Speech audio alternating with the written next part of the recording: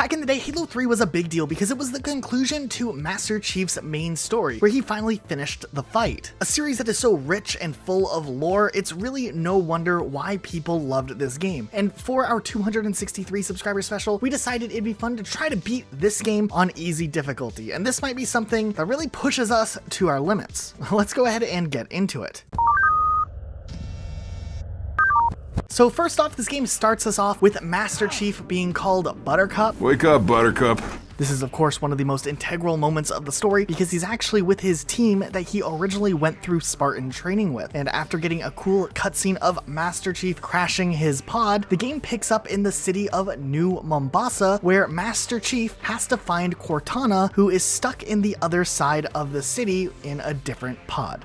And from there, we're set off on our adventure. Oh yeah, now this is Halo 3. Now, of course, for this very challenging run, we decided we're gonna skip all of the nighttime levels because it's just a fast forward storyline that no one even cares about. So starting things off, we jump onto the first level called Tayari Plaza. And as we get started on this quest to go through this very challenging task, we definitely needed to put the elite squad together for this video. So in this video, it was me, Rocket Elijah, now with a new and improved gamer tag, Rocket Luke, who is hyped as all hell to finish the fight, and of course, Demontre, who was our designated lore expert who helped us fill in the gaps when we were confused when figuring out the story for this game. But can we actually beat this game on easy difficulty? Now, this level is actually pretty challenging because it's Master Chief's first time ever on Earth, and it's really easy to get lost navigating through the streets, but fortunately enough, with enough focus and trial and error trying to find the right pathway to go through, we were able to get past this level. Now, in the cutscene, we actually see that we were not able to get to Cortana in time, but fortunately enough, the commander shows up and saves the Master Chief just as he's about to be ambushed by the Flood. What a homie. So after joining forces with the commander, Chief and the commander make their way to the beach and for a brief moment decide to split up. In the next level, we need to drive back to the city to go look for Cortana some more, so we had to get into vehicles. Now, when playing through this level, it was actually really easy because of how good of Halo drivers we really are, so there was really no worries here. Now, as we continued this level, you get to a part where you're driving on a bridge and you actually see the orbital elevator collapse. And unfortunately, this is when the iconic character, the commander, dies. We hear him die on the radio. Rest in peace, my dude. Now, as we continue to push through this level, we did have a little bit of trouble at the rock climbing section of this level, but if you're a Halo fan, you definitely know that just climbing up the rocks here is one of the most tedious and difficult things that they implemented in this game. Otherwise, we flew through Savo Highway and we were ready for the next level. But right after this, we get a really interesting cutscene where we actually get a quick glimpse of the religious side of the Master Chief. Lord, I didn't train to be a pilot.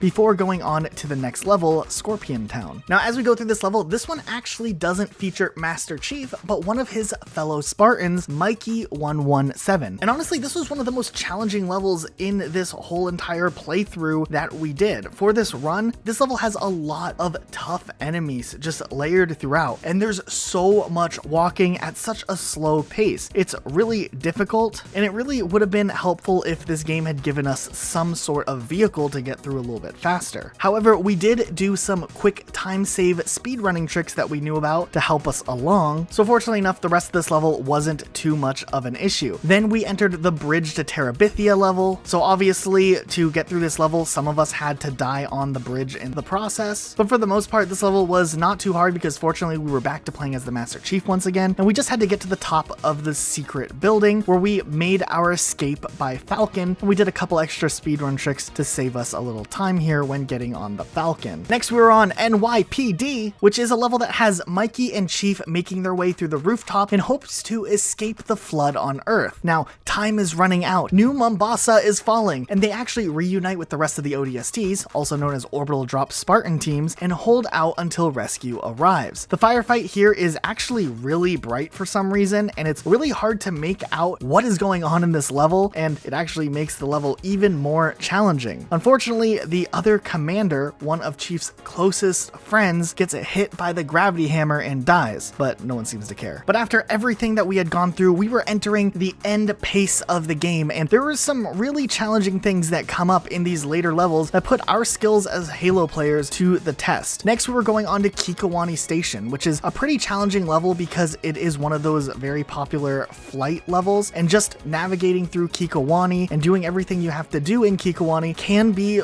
really challenging along the way. But this is the level where Master Chief manages to get Cortana back, and it's really integral to the story. But as we enter into the final arc of Halo 3, there are some really interesting things that happen plot-wise that we never really paid attention to or noticed in other playthroughs we've done. We actually get a lot of exposition and lore behind what's going on in the story and the human aspect behind Master Chief. Now, we get a time jump that moves the whole plot line forward a couple of decades. And in this flash forward, we actually get a mission where we play as the Master Chief and Cortana's son, Cortano 117. And he has to enter the flood-infested data hive to reunite himself with his mother Cortana, who is somewhere on a lower level. Now, this whole level is kind of hinged on the quest for finding the best elevator in Data Hive. Now, throughout the course of this level, there is a couple of different types of lifts you experience along the way, and there's some really trippy psychedelic effects that happen at times also. But ultimately, despite this being one of the longer levels in Halo 3, we were able to make our way to the section where Cortano finally reunites with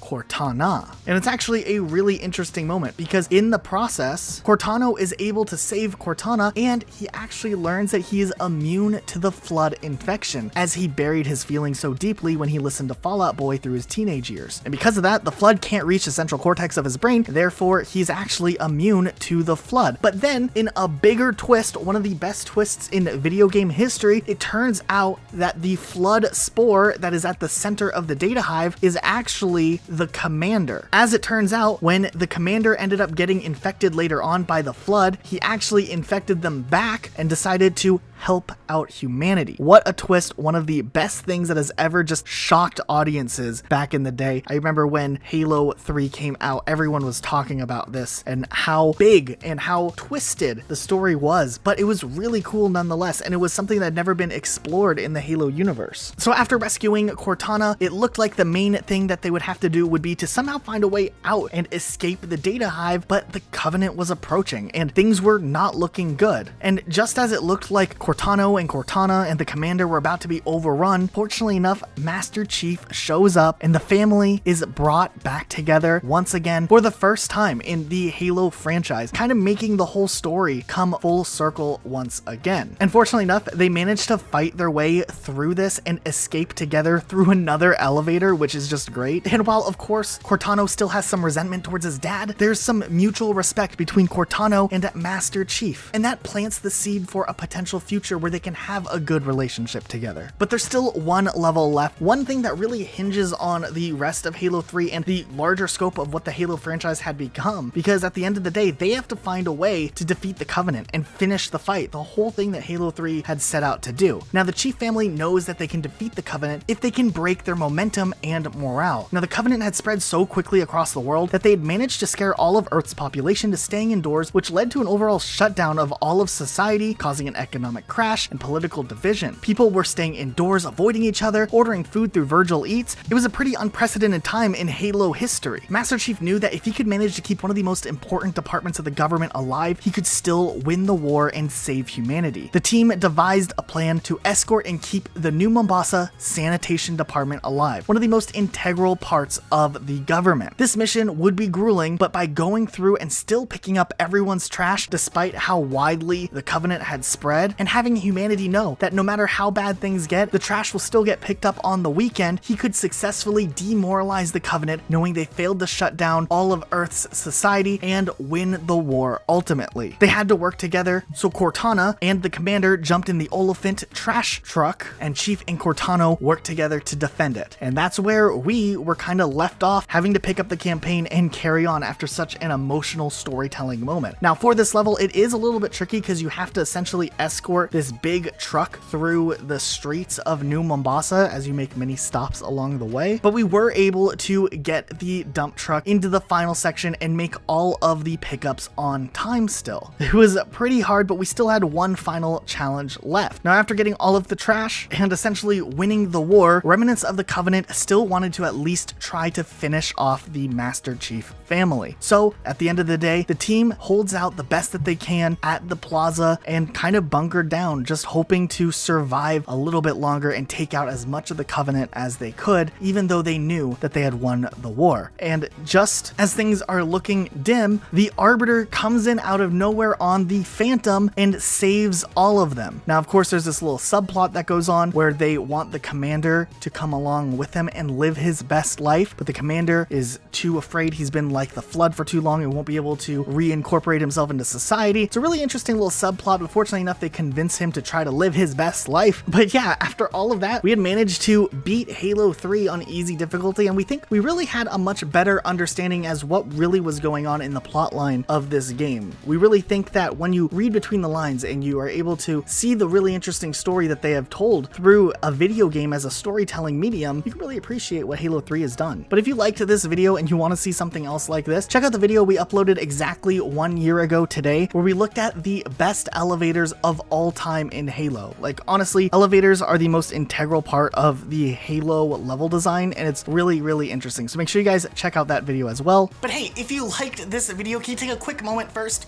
Double check you are in fact subscribed down below with notifications on. It helps us out a lot. We get to do more stuff like this, and that's cool. Also, if you want to talk with us on Twitter, you can follow me at Rocket Elijah, and you can also follow Luke at Rocket Sloth Luke. So feel free to follow us on there and communicate with us a bit. We would kind of appreciate it. But otherwise, that's it for today, guys. Thank you so much for watching. We'll see you all next time.